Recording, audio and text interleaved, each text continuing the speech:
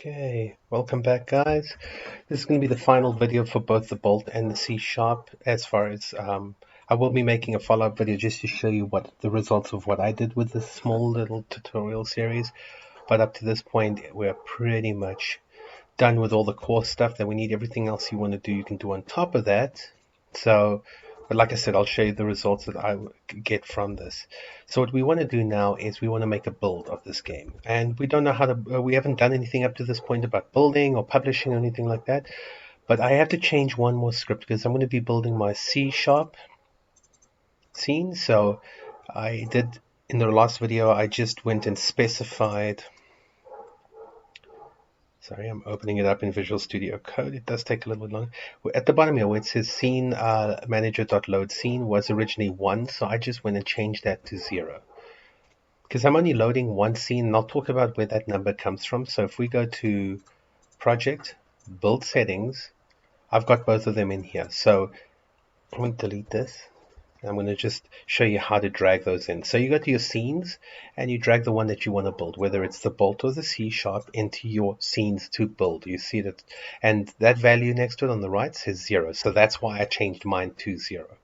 So I chose index as opposed to writing the entire name out because you could do some sort of spelling mistake or some sort of error in your typing and then it won't load the scene. Whereas putting 0, 1, 2, 3, it's a lot simpler to keep track of because you really can't go wrong with that. Okay, so now that you have it in here, I'm just going to close this and talk about a few things that we can do, like changing the icon, that kind of thing. So we're going to go to Edit, Project Settings. I'm going to clear this out just so we can see it. You'll see that you have a default icon. You can even change your default cursor. This is the one that's in the game, so you can do that. And I'm going to just change the default icon to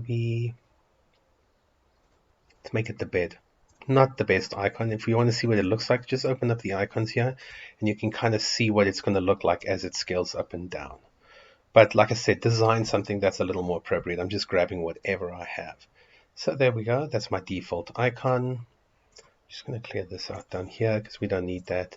So at least just change your default icon. That'll be really helpful. So that's going to be the icon that shows when you build your game. Okay, so we're ready to build. So let's go File, Build Settings, go to Build. And what I normally do is, if you're not quite sure where it's going to go, I normally just go straight to my desktop, create a folder. In this case, I called it Tiny Room Build.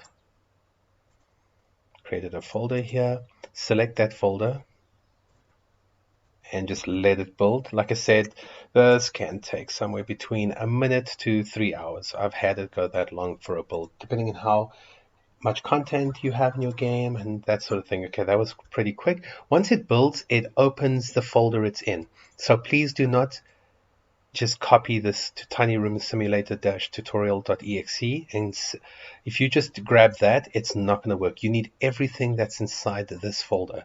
So what I normally do is just go up one level at the top here, and I just normally grab that. I right click, I go send to, and I just compress that file. So once that file is compressed and you need to send it to people to test, because at this point you don't want to be making any executables or any of that kind of stuff. So this little zip folder here is going to be what whoever it is you're sharing it with, you'll send it to. So if I open that up, you will see that it's got everything it needs. So that's what you need to make sure that you're sending. Not just the .exe, you need to send the entire folder. Because you'll see that there's folders that are, if you look at my little icon there, I'm going to make change it to, let's make it large icons. Notice that is my icon for my game because that's what I chose it to be. So it does make a difference. It just looks a little more professional. So if I double click on this to test it, please test your stuff before you ever send it to someone. Like recently, that's why I had to remake this video. My antivirus deleted my executable. So there we go. The game started after seeing the logo. First thing I always test when getting into a game is if my exit button actually exits a game, which it did. Double click on it one more time and just test if all of your functionality works. This works. We just drop a bed in here. Click on the restart level. That works. So let's put a TV unit in here. Put a TV in here. Put a bed in here. Let's select the TV and turn it on. Close that. Move stuff around again, double check that everything is working.